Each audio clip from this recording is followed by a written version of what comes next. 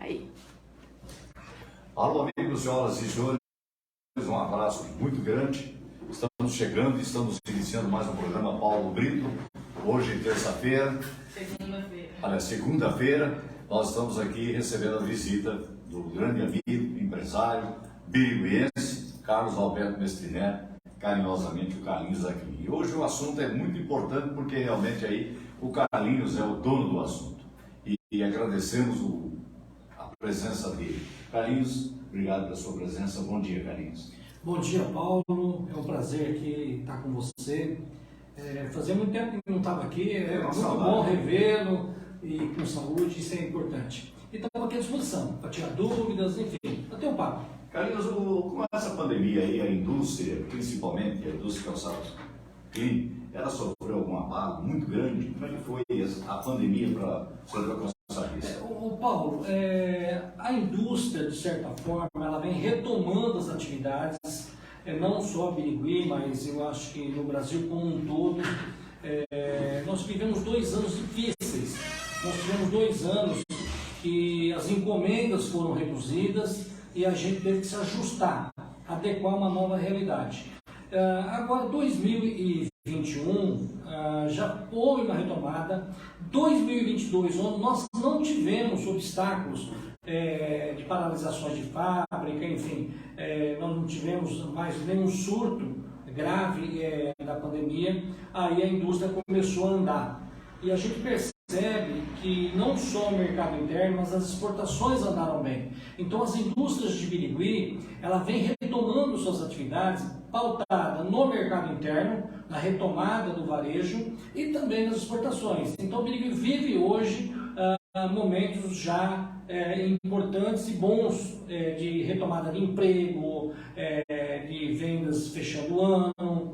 Então eu acho que a gente vai agora entrar num ciclo virtuoso, um ciclo prosperidade, coisa que a gente já não via e nós estávamos bastante desesperançados, vamos dizer assim, como polo. E hoje a gente percebe voltando essa retomada. Então eu acho que o Birigui entra no caminho, um caminho bastante importante na retomada do emprego, na retomada da produção, seja de mercado interno, seja de mercado externo. Eu acho que vamos caminhar bem. Birigui caminha, no setor de calçados, caminha bem. E no mais, a gente percebe que outras atividades, Birigui é uma cidade abençoada, com outros segmentos também que vem retomando, a passos largos.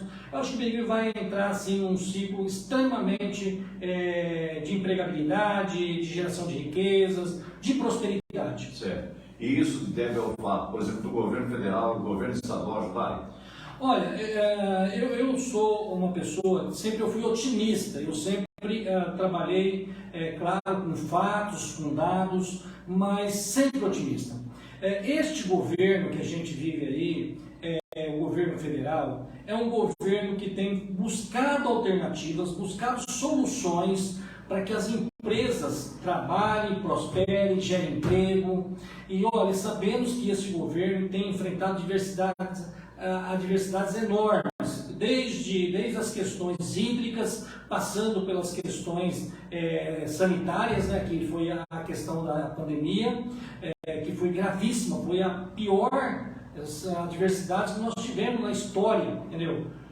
Então ele enfrentou com as armas que tinha e também, mais recentemente, a guerra Ucrânia, Rússia, enfim, tudo isso interfere na economia, interfere aqui no Brasil e ele tem feito um esforço, assim, no meu entendimento, na minha leitura, extremamente assertiva na busca de soluções para que realmente isso impacte o menor possível na economia, consequentemente nas nossas empresas e no emprego. O governo estadual não teve uma participação?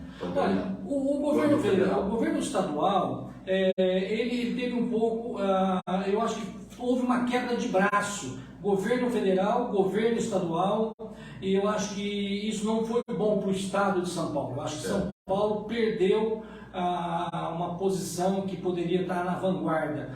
Eu acho que essa questão do governo estadual, você percebe que ele foi infeliz na forma de como ele conduziu as adversidades, que nem para a reeleição ele foi, se fosse também, teria sido um vexame, eu acredito, de reconhecimento nas urnas. Porque realmente ele não se adequou, não se adaptou a essas adversidades que foram enfrentadas pelo mundo e, consequentemente, pelo Brasil, e não fora de São Paulo. Então, eu acredito que o governo de São Paulo deixou muito a desejar com relação aos enfrentamentos da crise. É um governo que a gente acreditava muito, esse governo do Estado, e realmente nos decepcionou. Como empresário, como paulista, eu acho que está aí a amostra do que eu estou colocando no resultado do último dia 2, que realmente não conseguiu colocar aí o seu sucessor na sequência de governo, porque realmente ele contrariou todas o bom alinhamento do governo federal. Ele contrariou no sentido dessa quebra de braço. Então, eu acho que São Paulo perdeu alguns pontos nessa luta para sobreviver e superar os desafios. Com isso, muitas empresas, no caso da situação estadual, tiveram que deslocar para outros estados. A questão do deslocamento para outros estados já não é uma culpa específica desse governo.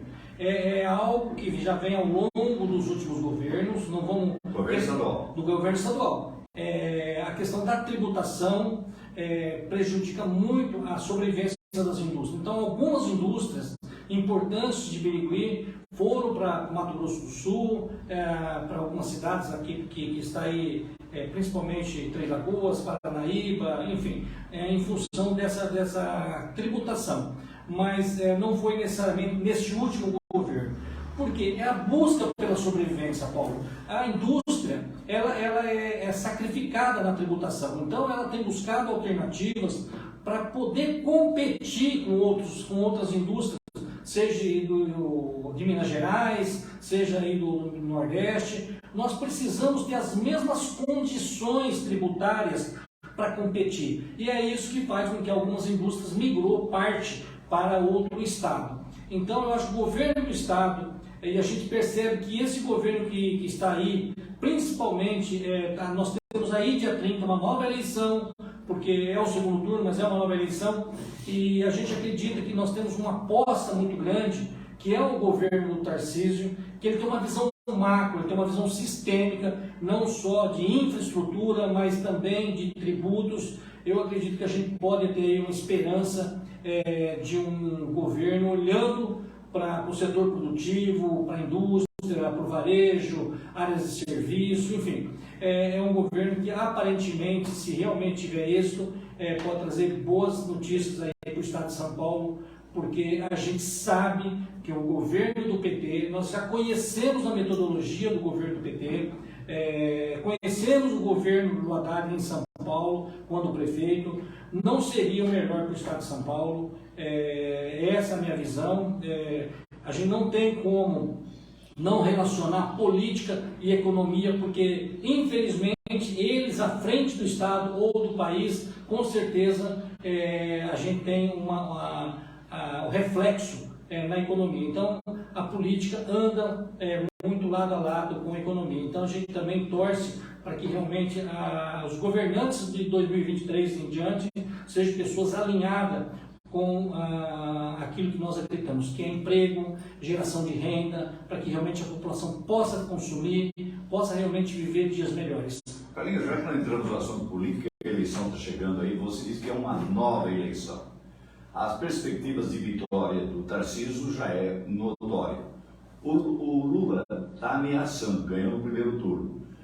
Bolsonaro, que me lembro quando ele veio a Araçatuba, que você manteve o primeiro contato com ele, você chegou e falou: esse cara é fora de série. Você acreditou já na primeira visão, na primeira vez que viu o Bolsonaro, que ele seria o salva-pátria. E foi para a rua. Hoje, como é que você encara? Tarcísio ganha em São Paulo. Começando por São Paulo, eu tive a oportunidade de ter um bom relacionamento com o Tarcísio mais recentemente. Eu acompanhava ele já ao longo dos anos, e principalmente nos últimos 3 anos aí, junto ao governo Bolsonaro. Ele é muito diferente. O Tarcísio é um político que está na política, mas ele é um gestor. O que ele fez pelo Brasil afora, conduzindo as obras, conduzindo as infraestrutura, terminando obras paradas, reduzindo o custo de obras. Ele é um gestor, é alguém que realmente sabe coordenar, é sério, é íntegro, é um governo que ele fez como ministro de uma seriedade que a gente fala assim, poxa vida, é esse tipo de pessoas que a gente quer para o Estado de São Paulo, quer para o Brasil, porque o Tarcísio, a gente torce muito para que ele se eleja em São Paulo, porque São Paulo será realmente a locomotiva do Brasil com o Tarcísio, porque ele, além da capacidade, a inteligência dele, ele tem uma visão sistêmica, ele tem uma visão do todo, ele consegue enxergar as pessoas, mas ele consegue enxergar a infraestrutura, ele consegue enxergar o todo, não é apenas... porque o governo tem que olhar de forma inteligente e sistêmica, porque se olha só para um ângulo, pode fazer algo de bom aqui, mas deixa a desejar aqui. Não, o Tarcísio tem uma visão do todo. Eu tenho certeza absoluta, se ele for eleito agora no dia 30, São Paulo vai dar um salto quântico, tanto na qualidade quanto na quantidade de crescimento desse estado. Ele está à frente nas pesquisas, a gente torce que ele continue à frente e termine realmente vencedor nessa eleição. Mas São Paulo, com certeza, com Tarcísio, faria aí uma pujança no crescimento. O maior craque do futebol brasileiro usava a camisa 10, e ele é 10. Ele é 10 e realmente, para quem conhece ele, para quem se relaciona com ele, é uma pessoa de uma integridade. Mas ele é muito íntegro, ele tem assim, uma escola militar. Participou de 2 governos, né? Ele participou de 2 governos. E olha que a seriedade, a integridade dele, ele trafegou entre os governos com uma seriedade que realmente é peculiar dele. Então, por isso que eu posso Numa época de corrupção, ele saiu ileso. Exatamente. Ele tem um espírito militar de conduzir a equipe e ele trabalha em equipe. Hoje, seja na indústria, seja nas nossas empresas, seja em qualquer atividade, se você não for um líder que trabalha com equipe e em equipe, você não consegue ter êxito. E o Tarcísio trabalha em equipe, ele consegue tirar o melhor de cada um da sua equipe. E aí, com certeza, resultados. E é isso que a gente espera para São Paulo. São Paulo realmente voltar a ser a locomotiva do Brasil, porque ela realmente é a referência, é o Estado referente no sentido aos outros da União, aos outros Estados. Então a gente acredita muito que São Paulo realmente retome a ser a locomotiva do Brasil. Se não for ele, seria um desastre total de 4 anos. Olha, nós temos uma experiência do Haddad em São Paulo, na capital, como prefeito. É o prefeito pior avaliado. Se você pesquisar no Google, pesquisar em algum lugar, você vai ver que é o pior prefeito avaliado no estado, na capital de São Paulo. Então, para quê? Se nós já fizemos uma experiência, já sabemos como ele conduz um governo, para que dar o estado de São Paulo, se ele não conseguiu fazer algo de especial, de bom na capital? Eu não acredito que ele consiga fazer no estado como um todo. Seria lamentável a volta de um PT ou um PT no estado de São Paulo. A gente percebeu, a gente escuta muito o Zema falando que foi o PT para Minas Gerais.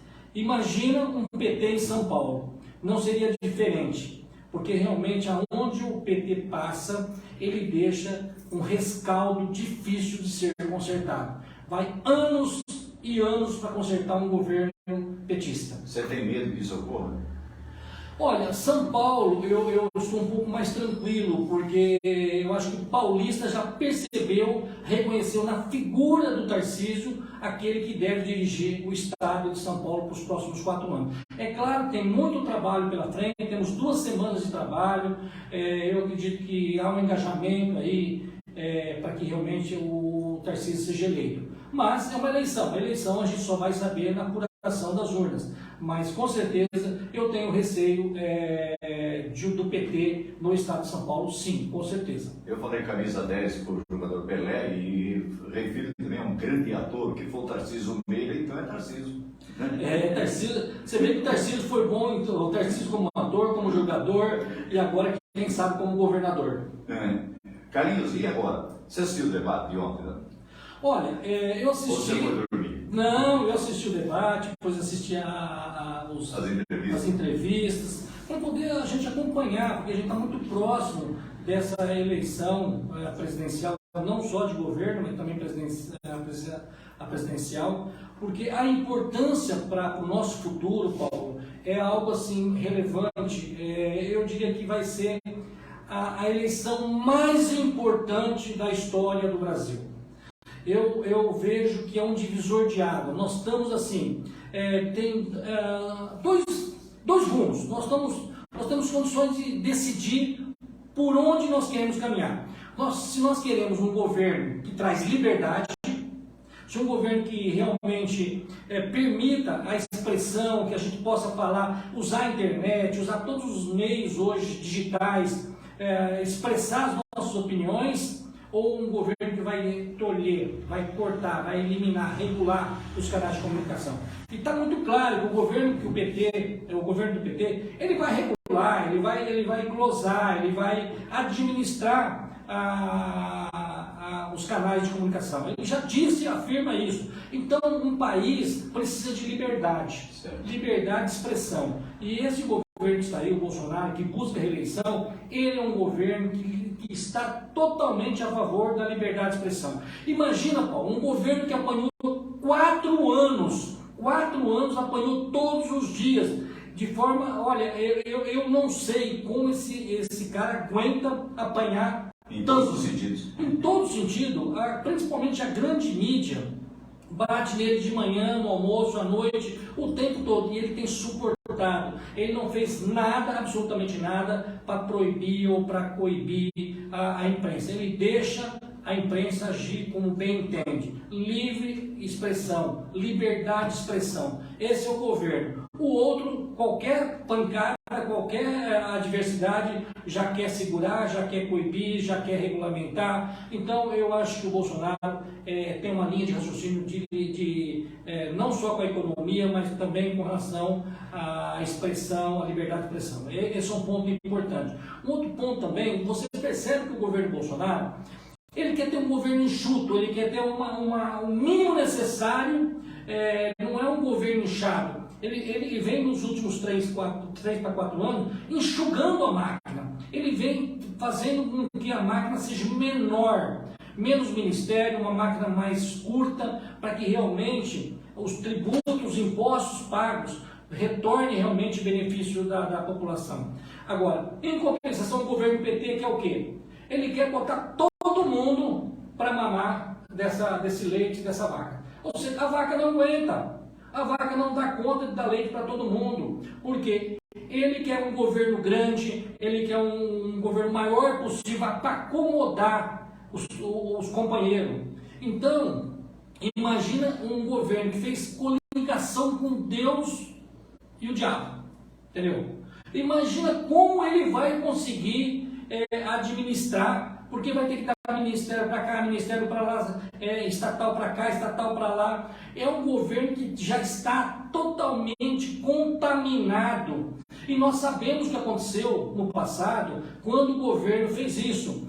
Foi o Petrolão, foi tudo de ruim aconteceu porque ele foi, na verdade, dando estatais para partido X, para partido Y, foi deixando o governo extremamente vulnerável à corrupção. E vimos aí no passado recente o que aconteceu com o Brasil, o nível de corrupção. E o PT tem na sua essência, infelizmente tem na sua essência essa coisa de se manter no poder, e para isso tem que acomodar todo mundo num governo inchado, num governo grande, e a máquina fica pesada. E a máquina pesada, quem paga é a população, porque não tem saúde, não tem transporte, não tem educação, porque não sobra verba, não sobra para investir, porque ele gasta com a máquina.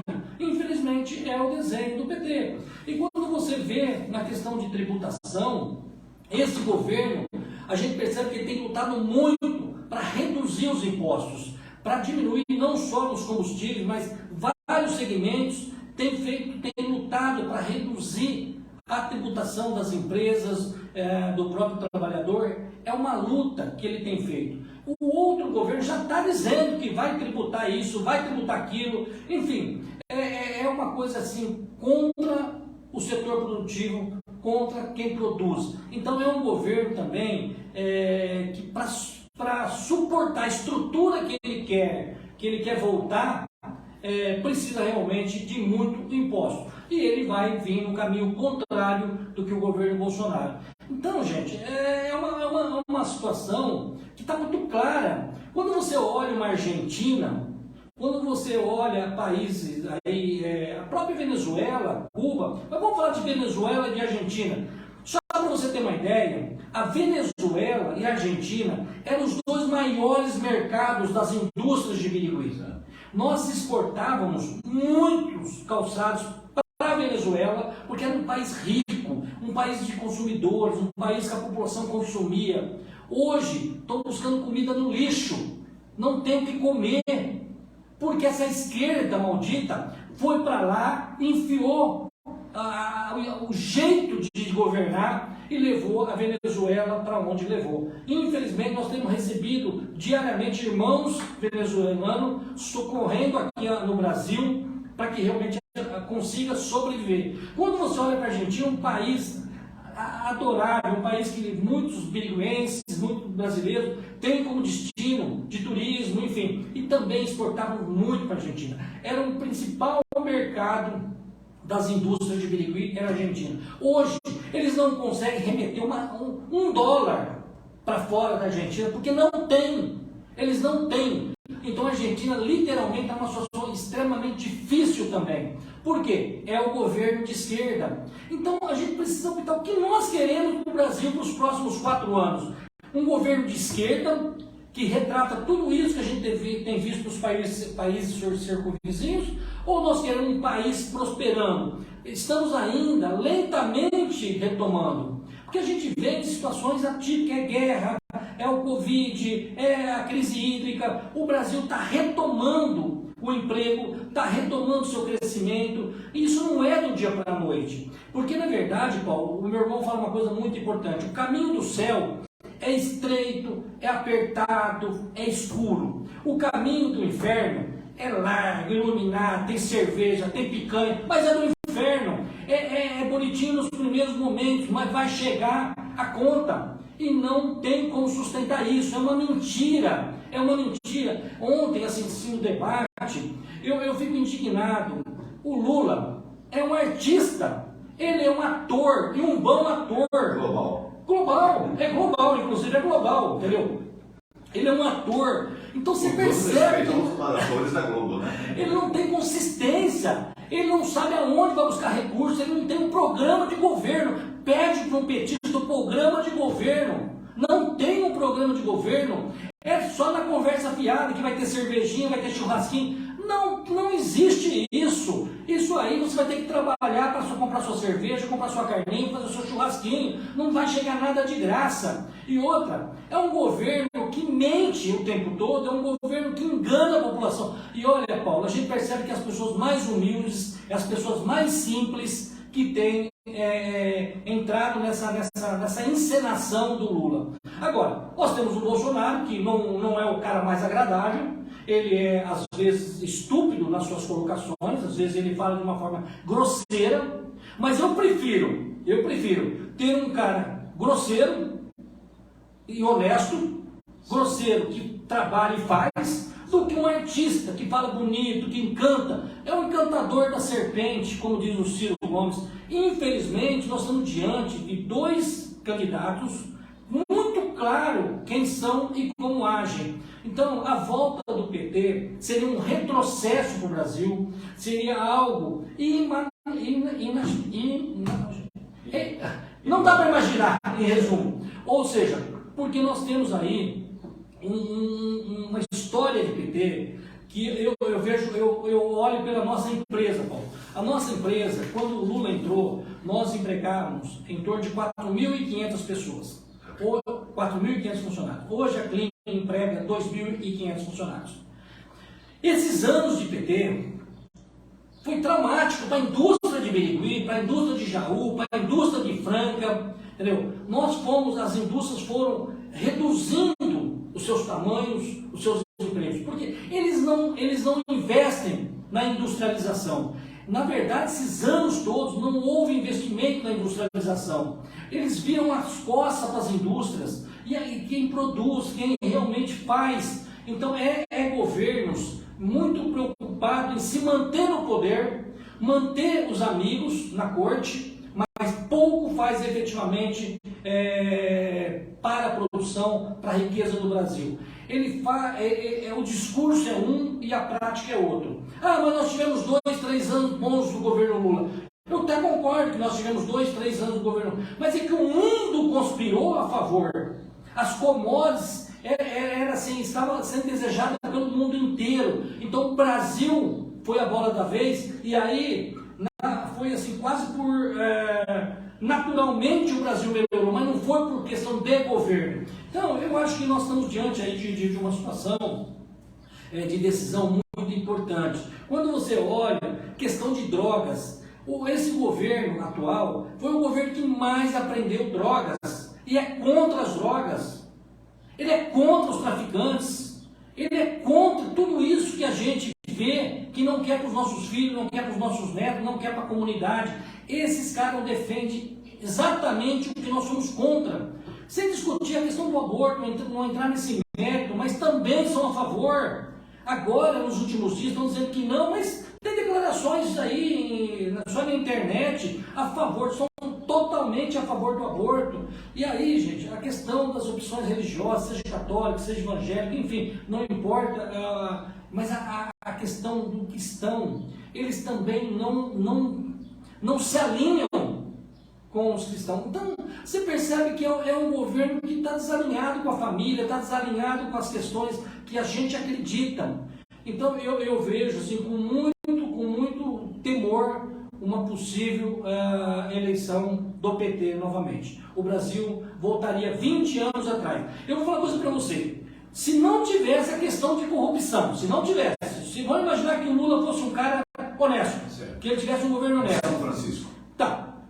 Ele está atrasado, ele está retrógrado, ele está pensando há 20 anos atrás. O mundo mudou, o mundo é digital, o mundo evoluiu. Ele está pensando há 20, 25 anos atrás. Não é isso mais. O fato dele ficar preso, ele tirou ele de circulação? É verdade, Paulo. Você percebe que ele está desconectado. Ele fala coisas só apenas para agradar o eleitor. Não tem consistência, não tem veracidade. Ele é uma mentira ambulante. É como eu disse, ele é um ator. Então eu fico olhando as duas propostas.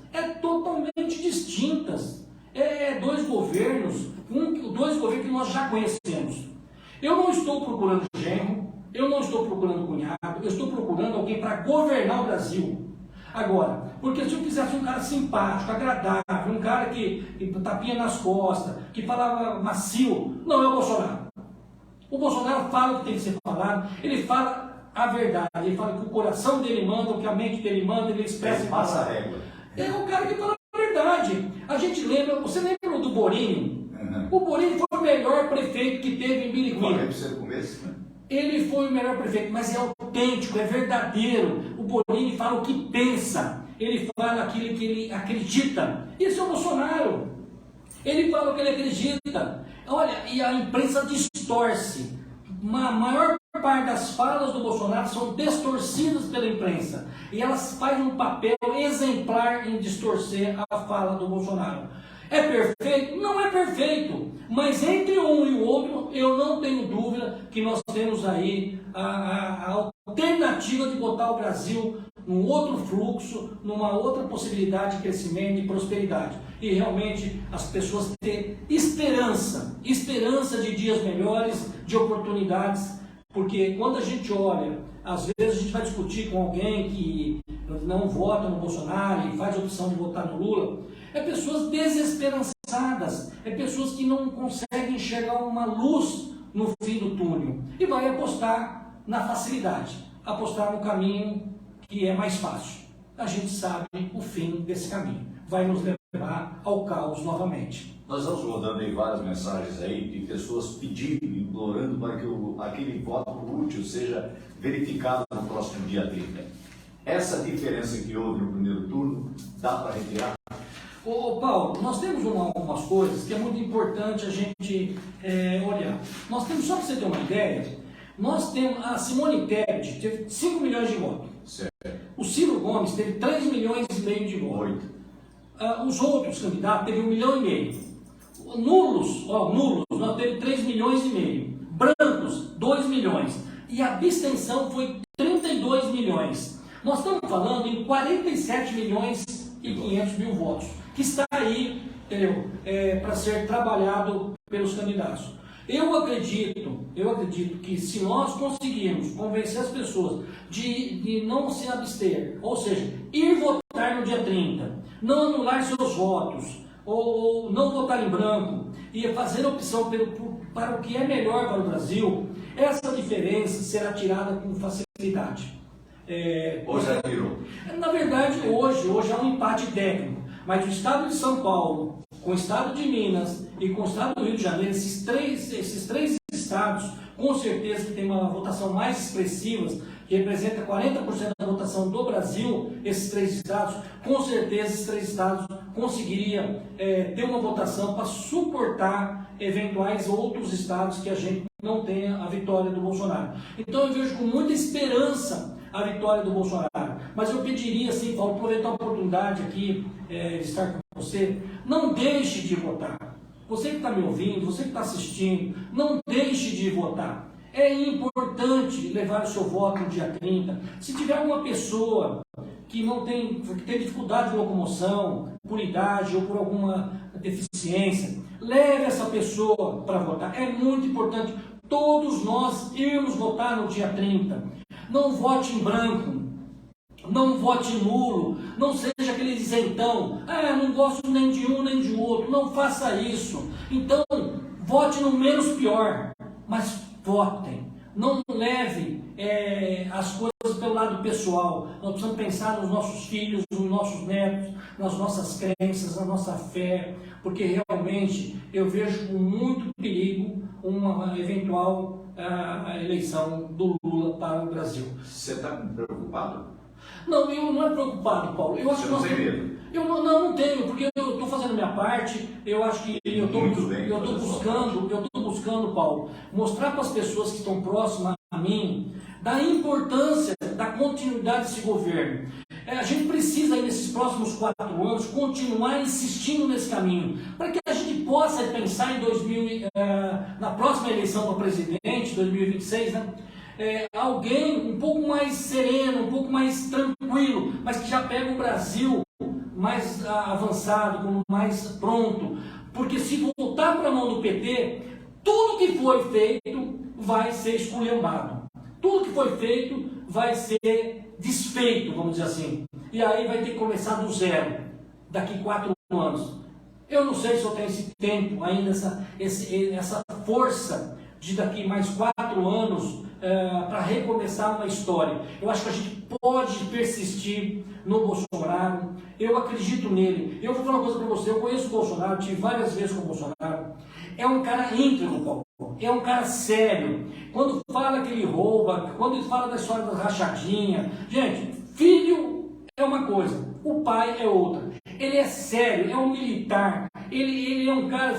Eu invejo a força, a idade que ele tem e o tanto que esse cara corre, trabalha, luta, enfim, é um cara diferente, é íntegro, é sério, é família, é um homem de fé, é um homem que realmente a gente pode apostar que ele vai fazer o melhor pelo Brasil. Só não fez tudo o que tinha que ser feito ainda, porque ele pegou extremamente momentos de adversidades, seja de pandemia, seja de crise hídrica, seja a questão da guerra, enfim, mas o Brasil entra num momento agora de prosperidade. Eu não tenho dúvida, 2023, com o Bolsonaro, a gente vai ter uma retomada muito importante para o futuro desse país, pensando nos nossos filhos, nos nossos netos, pensando em cada cidadão da população, seja o mais humilde, seja aquele trabalhador, enfim, é o Brasil da oportunidade. Mas nós temos que colocar na mão de gente séria, de gente íntegra, de gente que realmente gosta de fazer